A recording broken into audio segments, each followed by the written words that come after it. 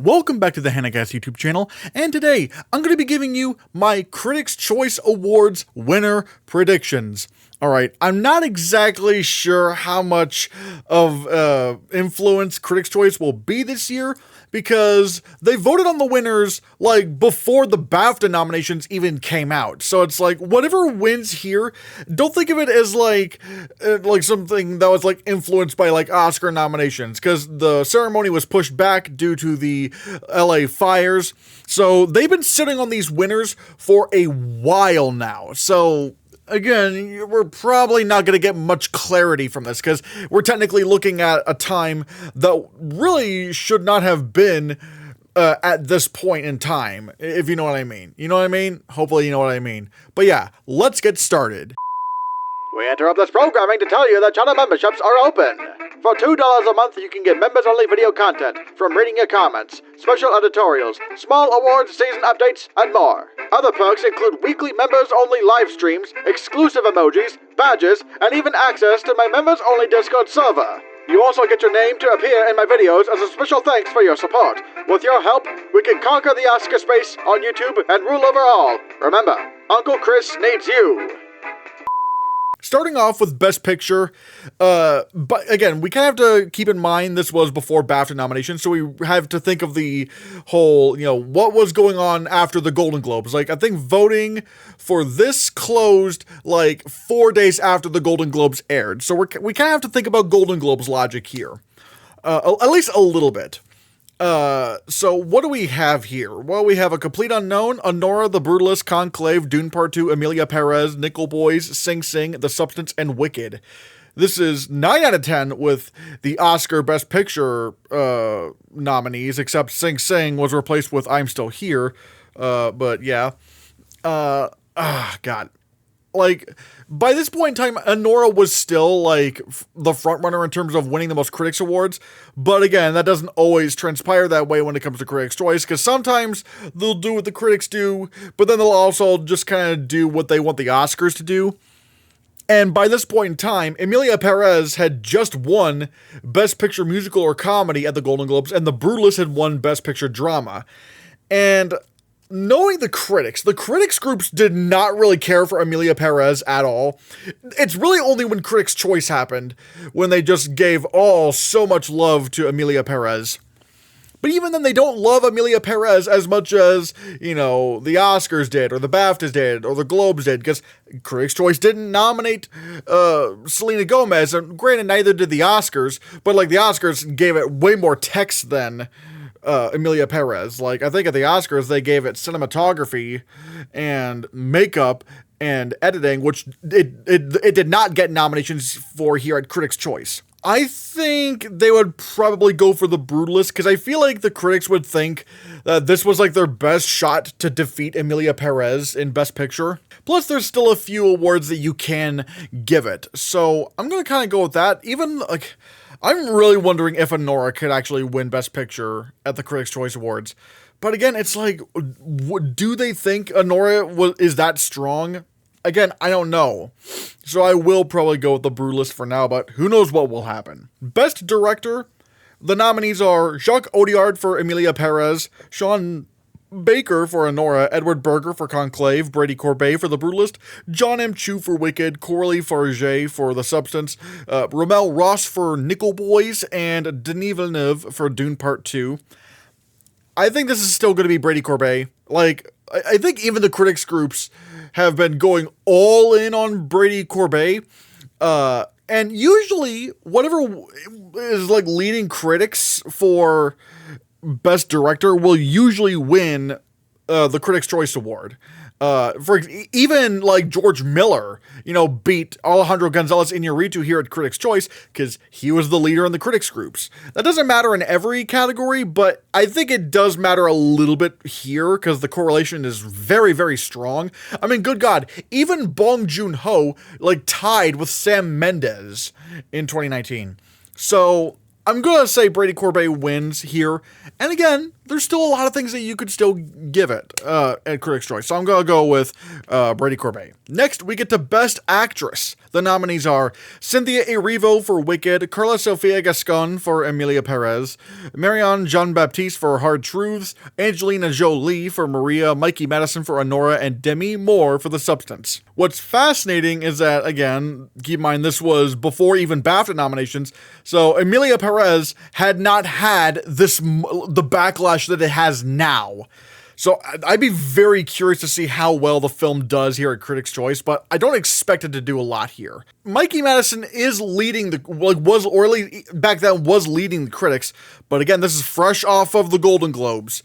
And I feel like maybe the critics are going to want to get in line and give Demi Moore the award here. Again, because I just don't feel like Mikey Madison has enough of the experience to win the Oscar, especially for a lead performance like this, because newcomer lead performances in lead actress don't really win that often. But still, I think the Critics' Choice Awards are going to want to get behind Demi Moore to win for The Substance.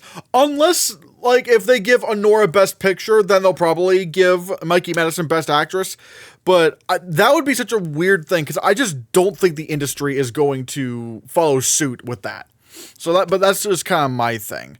And also, Fernanda Torres is not nominated here, so she has obviously, we can't say what they would have done with that situation. So, yeah. Best Actor. We have Adrien Brody for The Brutalist, Timothée Chalamet for A Complete Unknown, Daniel Craig for Queer, Coleman Domingo for Sing Sing, Ralph Fiennes for Conclave, and Hugh Grant for Heretic.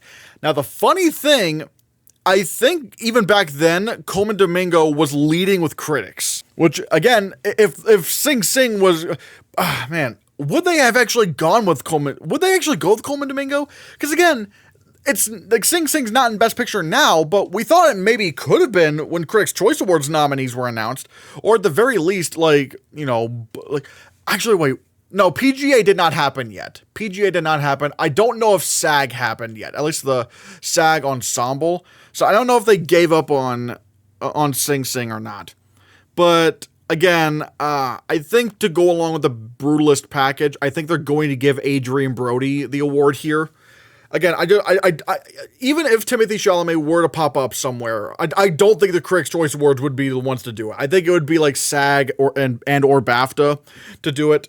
So I'm still going to go with Adrien Brody here. He makes the most sense for the critics for me, even though, again, Coleman Domingo has a good argument to make because he had the most the most wins, and he probably still has the most wins, if I'm not mistaken. Yeah, even now, Coleman Domingo has 24 wins, and Adrien Brody has 18 wins. But again, if Coleman Domingo were to win Best Actor here, that would be such a big shock, because, I mean, in context of back then, maybe it wouldn't have been too big of a shock, but now that Sing Sing is not nominated for Best Picture at the Oscars, it's like, is this just like, would SAG actually follow up with Coleman Domingo, giving him the win now that they realize that, we could maybe give him the win? But I don't know. I just don't know.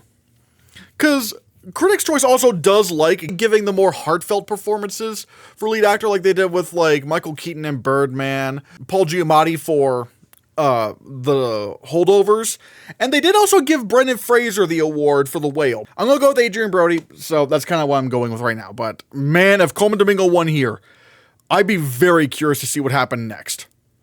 Supporting actress, we have Danielle Deadwyler for The Piano Lesson, Ingenue Ellis Taylor for Nickel Boys, Ariana Grande for Wicked, Margaret Qualley for The Substance, Isabella Rossellini for Conclave, and Zoe Saldana for Emilia Perez. Now, if it were now, I'd be very curious to see what the Critics' Choice would do. Because again, of the backlash that Emilia Perez has had. But however, back then, I feel like even now, Margaret Qualley is still winning the most critics awards. And if not her, I know Ariana Grande was very close behind. But now, Zoe Saldana has been catching up with more supporting actress wins since then. So it does make me... So because of that boost, I feel like, even though granted, we do it... Again, we have to take this in a little bit of a vacuum because, again, this was before the Oscar nominations were announced. I guess maybe one thing we can look at is like, what happened since then? What happened since voting for Critics' Choice closed?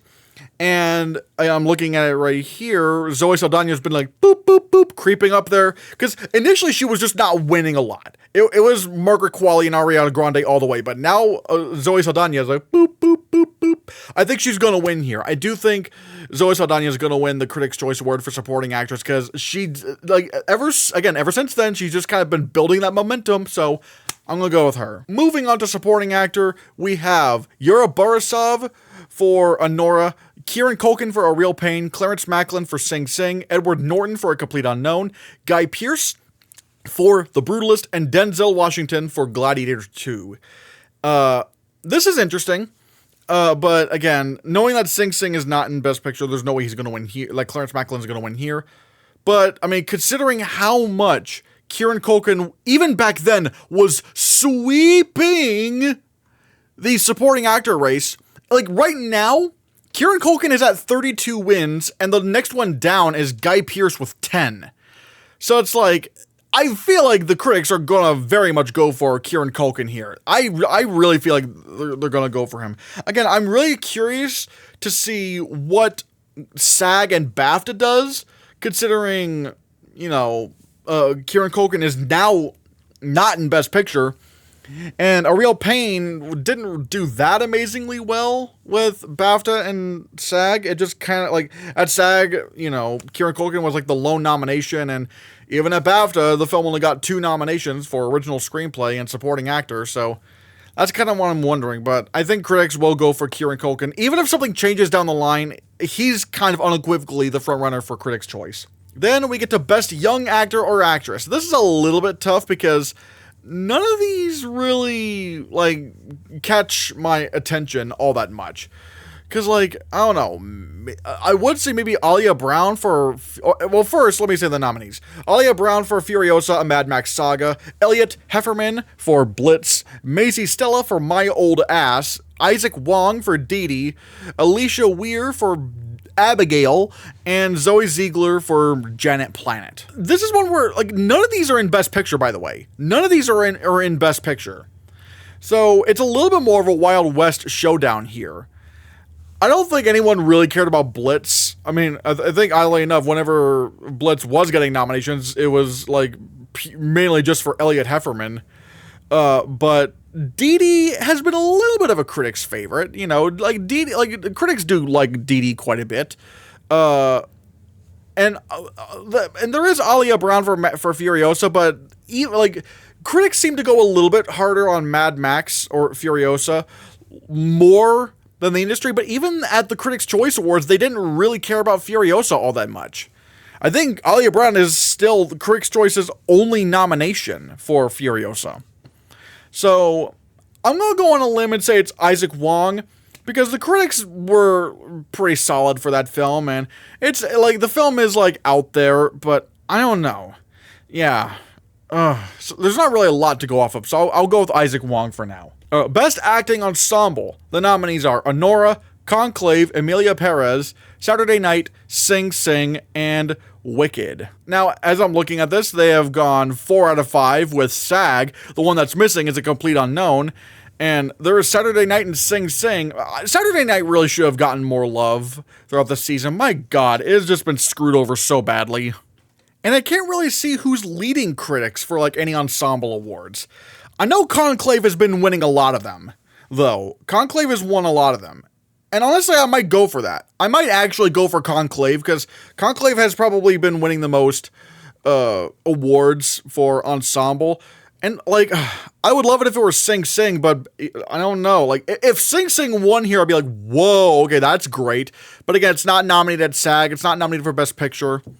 So it's but then again, back then, they didn't know that. They didn't know for sure if Sing Sing was going to completely fumble at the Oscars. So, yeah, that's kind of strange. And I'm pretty sure that Wicked could probably win SAG because of how amazingly well that film did.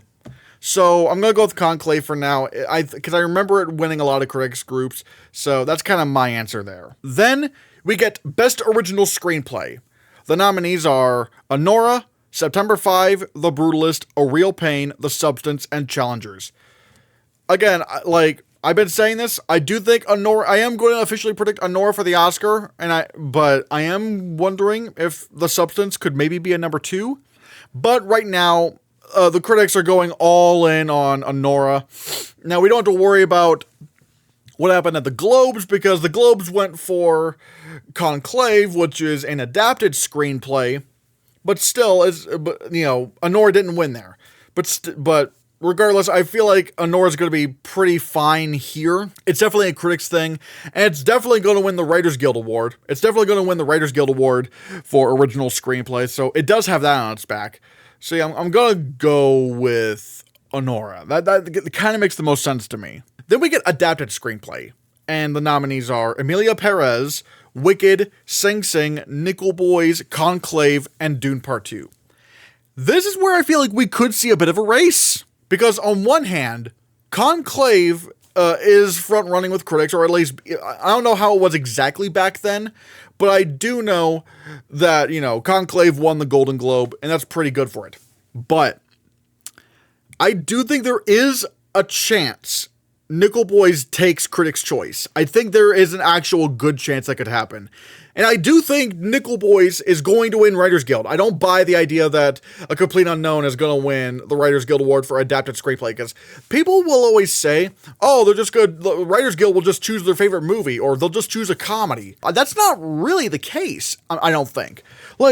Yes, let's take a look at, people will say, look at, 2018, where they had a couple of comedies beat out Best Picture nominees, or just stronger films in general.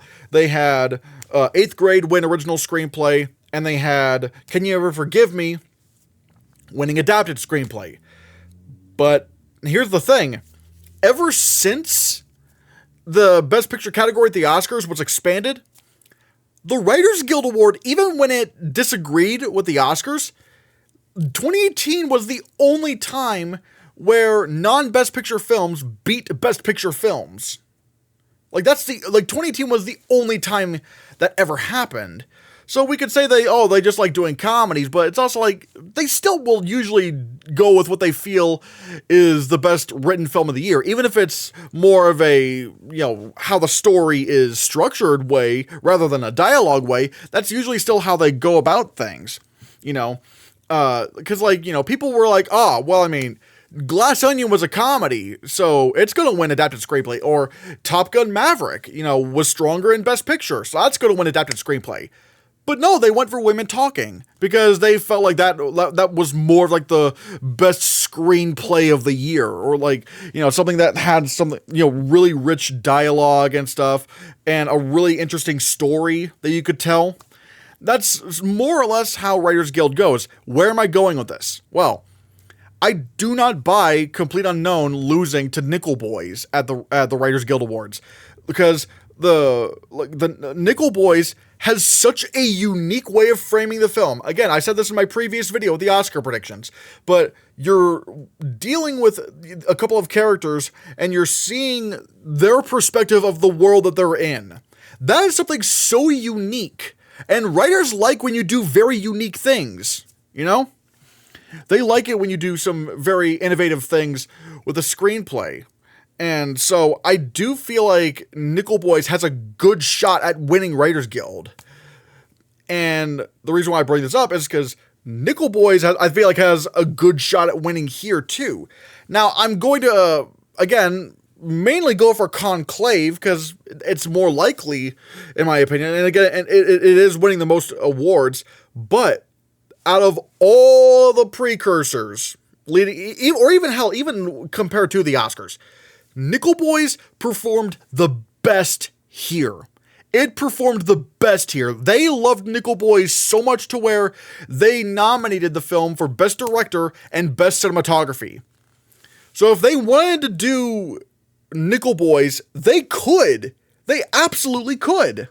And I'm looking at the Wayback Machine, and back then, Women Talking was still front-running over Glass Onion. So I will still say that Conclave is going to win here at the Critics' Choice Awards, but still, I would not be too shocked, or at the very least, I am looking out for Nickel Boys, because I think it's going to win Writers Guild, and if it wanted to make a good case for winning Writers Guild, it could win here. And honestly, if it does, I would have to contemplate if it can actually win Adapted Screenplay at the Oscars, because BAFTA's going to go for Conclave. But if Critics' Choice and Writers Guild go for Nickel Boys, it has a good path. It has a very good path to win the Oscar at that point. Because Critics' Choice Writers Guild is actually not a bad combination to have. So I'll go with Conclave, again, like I said. But watch out for Nickel Boys. Moving on, we get to Best Foreign Language Film. The nominees are All We Imagine Is Light, Emilia Perez, Flow, I'm Still Here, Kneecap, The Seed of the Sacred Fig. Now, if I remember correctly, All We Imagine Is Light was still winning the most International Feature Critics Groups awards.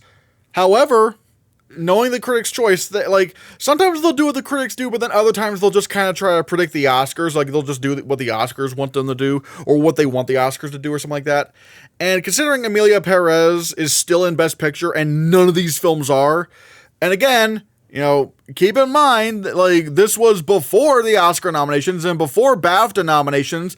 At least when voting closed for Critics' Choice. So the hype for any films like I'm Still Here and stuff, that doesn't apply here. This, the voting was already finished before BAFTA nominations even began. So I'm going with Emilia Perez because they're thinking, oh yeah, it's the big front runner. We'll give Emilia Perez Best Foreign Language Film. So that's pretty easy to figure out. Then we get to Best Comedy, and the nominees are A Real Pain, Deadpool and Wolverine, Hitman, My Old Ass, Saturday Night, and Thelma. Now, I would love it if Saturday Night won, but no one in this fucking award sphere gives a shit about Saturday Night. No one does. I'm going to go... God, it's so weird, because Critics' Choice will sometimes, do... what they feel is just the best comedy and best picture and do it there. They'll sometimes do, Barbie. But then other times they'll, have, Glass Onion beating out Everything Everywhere All at Once, which, again, doesn't really make a lot of sense, because, if you don't think Everything Everywhere All at Once is the best comedy of the year, why did you nominate it for best... why are you giving it the award for best picture? Again, the logic doesn't make sense to me, because if I were just go on the logic of they're going to choose the best picture nominee, well, then it would be A Real Pain. Then again, I don't know if anything else has a good argument, though, if I'm going to be honest. Because, Deadpool and Wolverine, but they didn't really nominate it anywhere else. Honestly, none of these films got nominated anywhere else, except for Maisie Stella for My Old Ass, and the ensemble for Saturday Night. Whereas A Real Pain at least got supporting actor and original screenplay.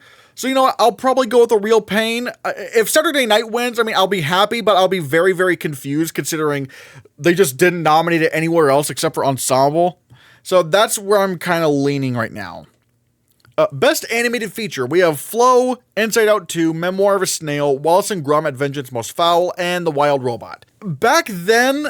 I don't know. I think either Flow was in front or Wild Robot and Flow were still fighting for that animated feature win. Although at the same time, I'm kind of looking at it right now. Yeah, Wild Robot at 34 wins and Flow at 18 wins. But there was a good chunk of time where Flow was in front. And I do think at the end of the day, it's still going to be a battle between Flow, Wallace and Gromit, and The Wild Robot. And the reason why I say Wallace and Gromit, watch out for those BAFTAs. The BAFTAs are going to give Wallace and Gromit the win for Best Animated Feature. You watch your ass. Even if Wild Robot loses the Oscar, I feel like it would still win here, because even Spider-Verse did. Because, the Critics' Choice Awards, they gave, actually, they'll sometimes disagree with the Oscars quite a bit, actually. They gave... last year they gave Spider-Verse the award for Best Animated Feature. A couple years before that, you had The Mitchells vs. the Machines winning. And funny enough, both of those films actually ended up winning the Annie as well. So I do think there is a world where, Wild Robot still wins here and the Annies, and it's going to win PGA, but I don't care about what PGA does because they only go for the big American blockbusters. Even if this does happen, I still think it's going to be a big race between Flow, Wild Robot, and Wallace and Gromit. Well, that being said, I do think Wild Robot's going to win here because I don't think they'll do Flow. I mean, if it did win, if Flow won here, oh my God, I would actually really wonder if it can win the BAFTA. Because that would be very, very good for it. Regardless, right now, I will go for Wild Robot. That's where I'm headed right now. Best Cinematography. All right, the nominees are Nosferatu, Wicked, The Brutalist, Conclave, Dune Part 2, and Nickel Boys. Now, let me look at where critics are feeling with the cinematography category. Oh, wow. Nosferatu is very much in front with 20 wins, with The Brutalist trailing behind at 15. However, I don't expect that to happen with the Critics' Choice Awards because I feel like they're going to, again, want to try to influence the Oscars in some way. So I'm going to once again go with The Brutalist here. So that's kind of what I'm thinking. But man, if they actually did go for Nosferatu, ooh, I wonder if that hype could sustain. But then again, I don't know. I don't really know about that. And if Nickel Boys won cinematography here, that would also be pretty crazy. Like, wow. But again, that wouldn't. If Nickel Boys won here, that wouldn't really be helpful because that's, it's nominated nowhere else except the Spotlight Award at ASC. So I'm gonna go with The Brutalist. It's still second place in terms of critics, and I feel like the Critics' Choice, knowing what they like to do, they're gonna want to influence the Oscars in some way. So yeah. Best Editing. This is interesting because the nominees are Anora, Challengers, Conclave, The Brutalist, Dune Part 2, and September 5. Now, if I'm not mistaken, I think Challengers is out front here, at least in terms of the critics. Like, what are the critics doing? What are the critics? Yep. Oh, wow. Okay, Challengers is very much up front with 16 wins, followed by Dune Part 2 with 6. But the problem, though, is that Challengers and Dune are not nominated for the Oscar. So, should that influence what I predict here? Because, I don't know what else they would do, honestly. I wonder if they would do Dune Part 2. Because back then, they probably were thinking, Challengers is kind of iffy in Best Picture, so I don't know if that's going to happen. But Dune? Oh, yeah, Dune can win. Dune can win this category again. So if it's one of those films, again, that's just not going to help us at all because it's just going to be so confusing. And also the fact that, Emilia Perez is not here, and that could also be a threat to win editing. God, this is tough. Man, what do I do? What do I do here? What do I do?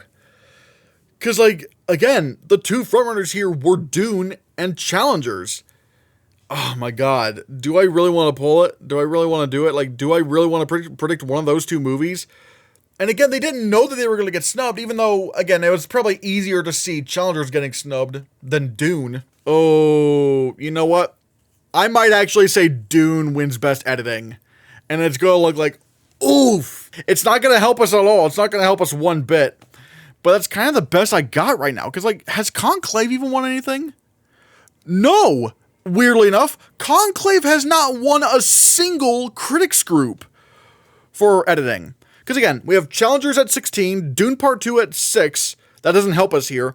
Emilia Perez and September 5 are tied with 3, but Emilia Perez is not nominated at Critics' Choice, and September 5 is not nominated for the Oscar. So then you have Anora and The Brutalist with 2, and Nickel Boys at 2, and The Substance at 2, but it could, so much could happen. So we're kind of looking, God.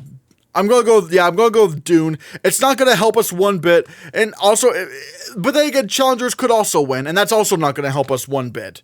But yeah, I do feel like back then, they would have maybe thought, nah, Dune's in for editing, right? It's in for editing. That's just going to happen. Best Production Design. The nominees are The Brutalist, Wicked, Conclave, Nosferatu, Gladiator 2, and Dune Part 2. And I just realized if you took out Gladiator, we have the Oscar 5 right here. I do think The Brutalist is going to take the Oscar for production design, but I actually think Wicked takes it at Critics' Choice, because although granted, it is a bit tough.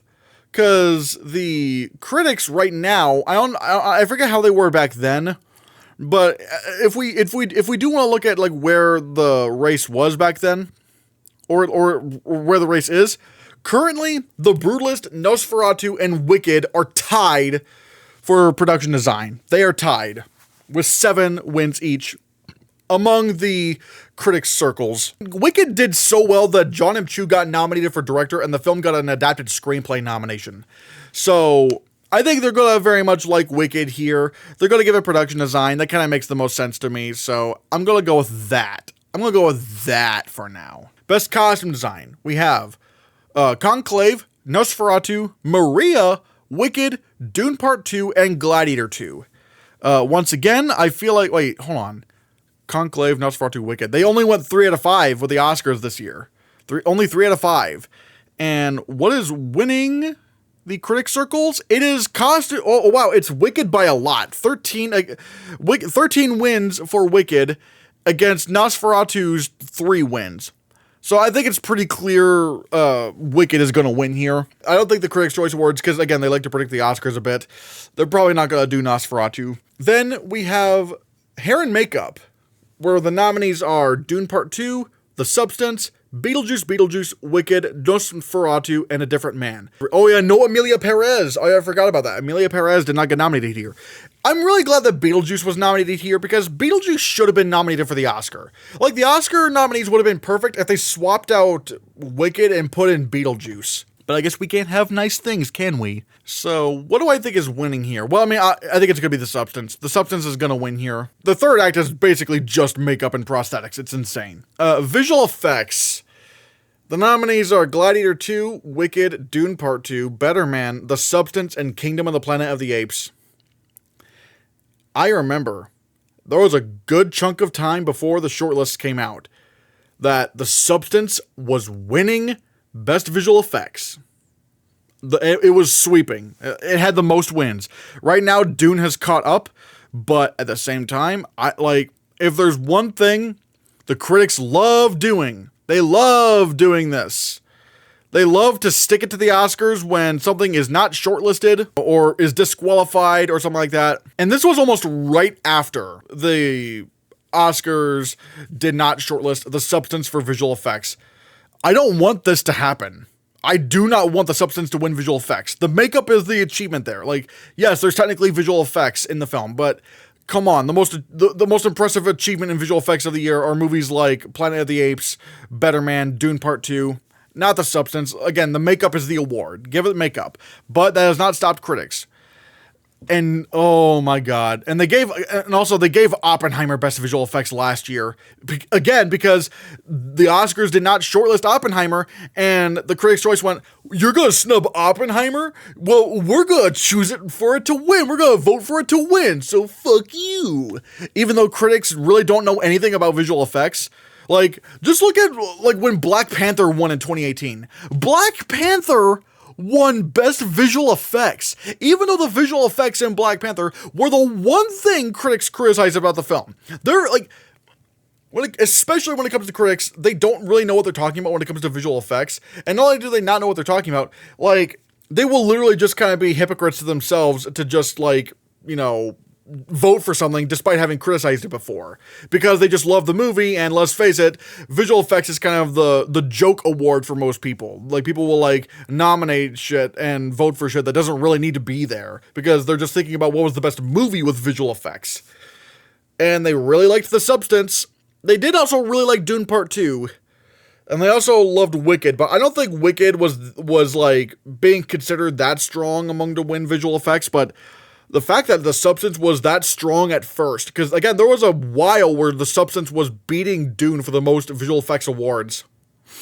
And if I want to think about what was going on back then, do I really want to bite the bullet and say that The Substance is winning Best Visual Effects? Because the Critics' Choice are just going to be like, what? You didn't nominate The Substance? You didn't shortlist The Substance? You guys are stupid. So,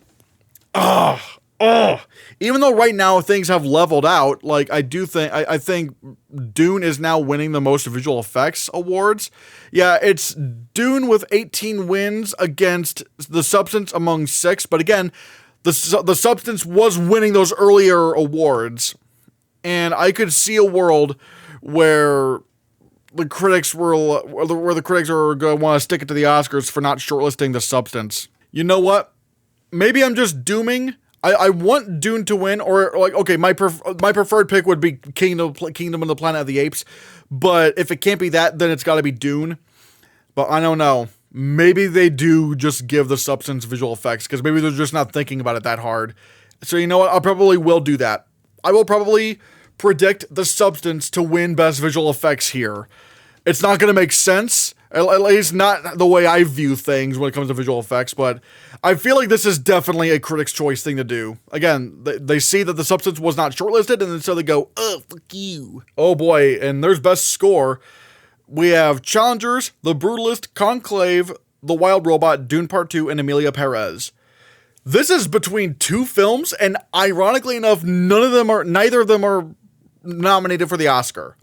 There's Challengers, which had freshly won the Golden Globe for Best Score, and then there's Dune Part 2, which was disqualified from the Oscars for not having enough of an original score.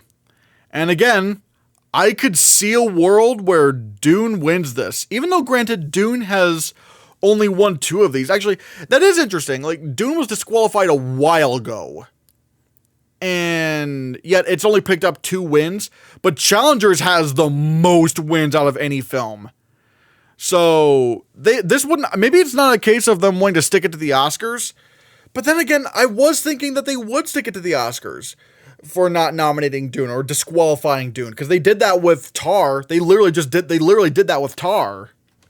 Barbie also won Best Makeup and Hairstyling last year, because it wasn't shortlisted for the Oscar, but that had like 5 wins, whereas Poor Things had 8, but one of those wins for Barbie was at Critics' Choice. But I don't know. But the Critics' Choice do like sticking it to the Oscars. So which one do I go with? Do I go with the film that was sweeping with critics but is not nominated for the Oscar, which is Challengers? Or do I go with the film that the Critics' Choice Awards would probably be angry that the Oscars disqualified, which was Dune Part 2? So, man, this is interesting. This is really interesting. So you know what? Again, I might do it again. I might have to go with the film that the critics are going to want to stick it to the Oscars the most.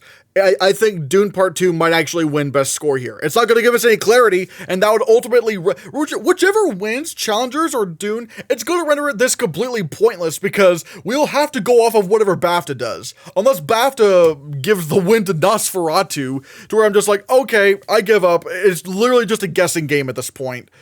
But right now I'll go with Dune, because I remember critics saying, why did you disqualify Dune? That was so stupid. And funny enough, I mean, Dune did just win the Grammy for Best Score, so that 1-2 punch would be kind of devastating for the Oscars. So yeah, but I think the critics are going to want to stick it to the Oscars, so they're going to give it to Dune Part 2, I think. But again, they could very well do Challengers, and that's just going to be equally as confusing. Best Song, we have Beautiful That Way from The Last Showgirl, Compress Repress from Challengers, El Mal from Emilia Perez, Harper and Will Go West from Will and Harper, Kiss the Sky from The Wild Robot, and Mi Camino from Emilia Perez. And I just realized only 2 of these actually got nominated for the Oscar, which were the Emilia Perez songs. Now, which ones are winning the most awards? Okay, the Challengers song is winning the most awards amongst critics. Compress, Repress. I don't think that's going to repeat at Critics' Choice, because I feel like the Critics' Choice are going to want to try to fall in line somewhere where they think the Oscars are going. So I do feel like they're going to give it to El Mal. I was actually at first wondering, again, before the Golden Globes, that, maybe Mi Camino would win the Golden Globe, but El Mal would win the Critics' Choice Award because it's more lively and upbeat, but Golden Globes won for El Mal, so I might as well just predict El Mal here as well. So, yeah, that's kind of where I'm going with this. Although oh my god, I just realized, the singer, it seems like, is also credited in winning this. So Carla Sofia Gascon might actually win a Critics' Choice Award. Oh, the bad press for that film. Oh my god.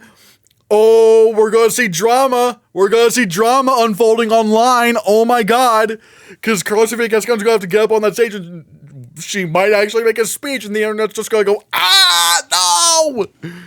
I live for chaos. I live for chaos. So yeah, I'm gonna predict El Mal. But that thought just raised into my mind right now. I'm like, oh my God. Oh, that's not gonna be good at all. So yeah, guys, those are my predictions for the winners for the Critics' Choice Awards.